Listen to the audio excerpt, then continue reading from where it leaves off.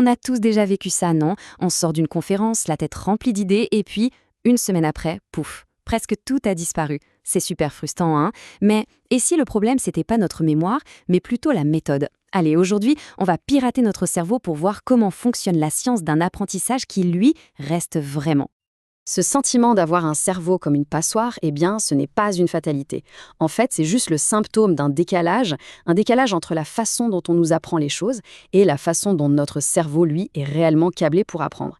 Et la bonne nouvelle dans tout ça, c'est que ce fameux mode d'emploi, la science est enfin en train de le décoder. Alors, c'est quoi ce secret si bien gardé? Eh bien, ça tient en un seul mot, un concept qui change absolument tout. La neuroplasticité. Voilà le mot. Il faut oublier complètement l'idée que notre cerveau est figé une fois qu'on est adulte. Non, non. Il faut plutôt l'imaginer comme de la pâte à modeler. Chaque pensée, chaque nouvelle compétence, chaque expérience vient le sculpter, le remodeler en temps réel. C'est un véritable super pouvoir qu'on garde avec nous toute notre vie. Pour bien visualiser le truc, imaginez un sentier dans une forêt.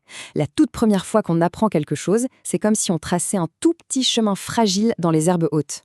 Si on n'y retourne jamais, la nature reprend le dessus et le chemin s'efface. Par contre, si on l'emprunte encore et encore, ce petit chemin devient un sentier bien visible, puis une route et à la fin une véritable autoroute. Et là, la connaissance, elle devient un réflexe, c'est automatique. Et attention, ce n'est pas juste une belle image, hein. C'est de la pure biologie. Il y a ce principe célèbre qui dit « les neurones qui s'activent ensemble se connectent ensemble ». C'est un peu la formule magique de l'apprentissage. Chaque fois qu'on répète, qu'on s'entraîne, on renforce physiquement la connexion entre ces neurones. On n'est pas juste en train de mémoriser, on est littéralement en train de recabler notre propre cerveau. Mais attention, il y a un revers à la médaille. Cette capacité de recablage, ça marche dans les deux sens. Notre cerveau, c'est une machine ultra efficace. Tout ce qui ne sert pas est vu comme inutile. Du coup, il fait le ménage. Il coupe les connexions qu'on n'utilise pas pour économiser de l'énergie. Ça s'appelle l'élagage synaptique. Et c'est exactement pour ça que le bachotage la veille d'un examen, ça ne marche jamais à long terme. Sans répétition, le chemin qu'on a à peine tracé est tout simplement effacé. Et quand on a compris ça, ça change tout. C'est la clé pour passer d'une mentalité fixe, vous savez, l'idée qu'on est bon ou mauvais en quelque chose et puis c'est tout, à une mentalité de croissance. Et attention, ce n'est pas juste une histoire de pensée positive, c'est le fait d'aligner notre état d'esprit avec la réalité biologique de notre cerveau. Nos capacités ne sont pas gravées dans la pierre, elles se construisent, elles se développent avec de l'effort et de la pratique. Ok, maintenant qu'on a compris le pourquoi, il est temps de passer au comment. Comment on fait concrètement pour transformer toute cette théorie en stratégie efficace? C'est le moment d'aller optimiser notre moteur d'apprentissage. Et tout ça, ça commence par la base de la base, la mécanique. Et je ne parle pas de vagues conseils de bien-être là. Ce sont les prérequis pour que le cerveau puisse même commencer à travailler. L'activité physique, c'est l'oxygène qui arrive au cerveau. L'alimentation saine, c'est son carburant. Et le sommeil. Ah, le sommeil, c'est l'atelier de maintenance.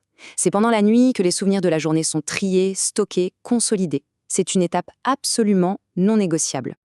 Respecter la mécanique, c'est aussi respecter les rythmes de notre cerveau. La science est très claire là-dessus.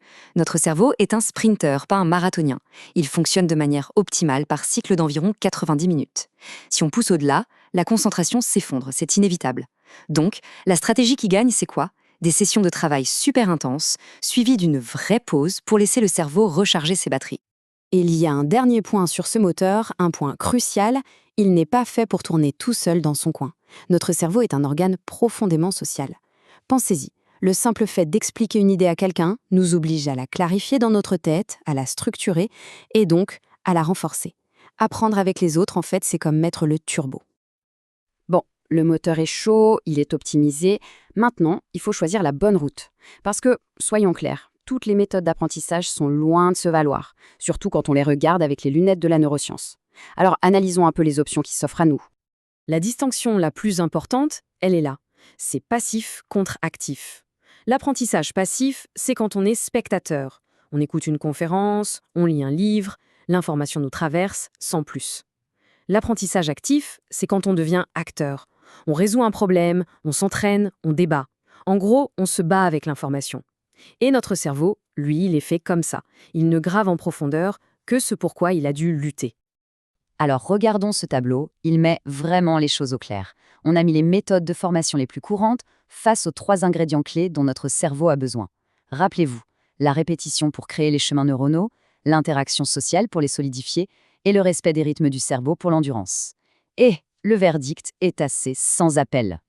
Prenons l'élément le plus important, la répétition.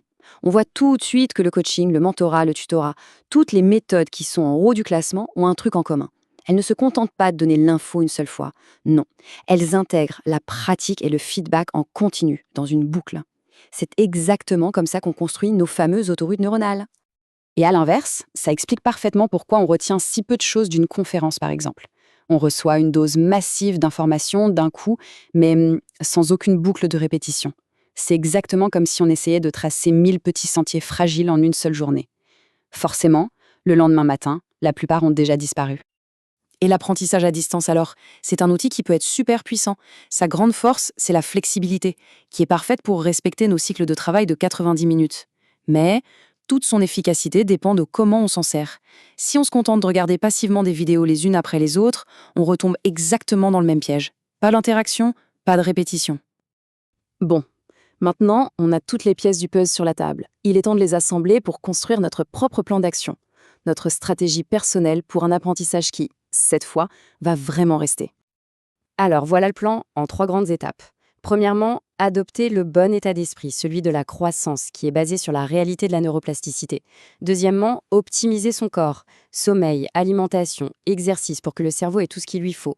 Et troisièmement, choisir des méthodes actives, celles qui forcent le cerveau à s'engager, à répéter, à interagir. C'est vraiment la combinaison de ces 3 points qui fait toute la différence. Donc, s'il y a une chose à retenir, c'est ça.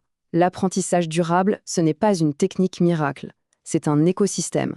Un écosystème où nos habitudes personnelles préparent le terrain et où les méthodes qu'on choisit viennent planter les graines de la bonne façon. Du coup, la vraie question à se poser, ce n'est plus « est-ce que je suis capable d'apprendre ?», mais plutôt « comment est-ce que je peux mieux apprendre ?» Maintenant qu'on connaît un peu mieux les règles du jeu de notre propre cerveau, quel serait le tout premier petit changement à mettre en place ? La réponse à cette question pourrait bien transformer la façon dont on apprend de nouvelles choses pour le reste de notre vie.